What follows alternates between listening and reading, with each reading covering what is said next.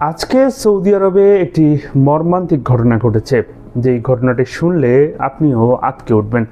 আজকে ওমরা করতে যাওয়ার পথে একই পরিবারের 5 জন সদস্য দুর্ঘটনার শিকার হয় এবং ঘটনাস্থলেই সেই পরিবারের 3 জন মানুষ শেষ নিঃশ্বাস ত্যাগ করে।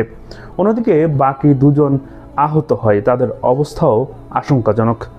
বৃহস্পতিবার বিকেলে তারা রিয়াদ থেকে মক্কার উদ্দেশ্যে উমরা পালন করতে যাচ্ছিলেন। এর মধ্যেই তারা 300 কিলোমিটার পার হওয়ার পরে পেছন দিক থেকে আসা একটি লরির আঘাতে তাদের প্রাইভেট কারটি দুমড়ে মুচড়ে যায় এবং ঘটনাস্থলেই তাদের পরিবারের 3 জন শেষ নিঃশ্বাস ত্যাগ করে। নিহত হলেন মা রিনা, ছেলে তাশরিক এবং মেয়ে যারা। অন্যদিকে রিনার হাজব্যান্ড খোকন গুরুতর আহত হয় এবং আরেক ছেলে নাবিলও আহত হয়। তারা দুজনেই চিকিৎসাধীন রয়েছেন। নিহত রিনার বাড়ি ফরিদপুরের সালথায়, অন্যদিকে তার স্বামী খোকনের বাড়ি কিশোরগঞ্জের ভৈরব।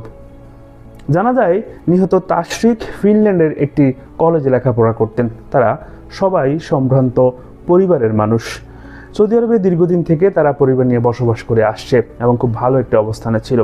তাদের ইচ্ছা ছিল আল্লাহর ঘরে গিয়ে হাজিরা দেওয়ার, কিন্তু পথিমধ্যেই এমন মর্মান্তিক সড়ক দুর্ঘটনা ঘটল যে তারা ওই স্থানেই 3 জন শেষ নিঃশ্বাস ত্যাগ করলো এবং বাকি 2 জন হাসপাতালে ভর্তি হলো।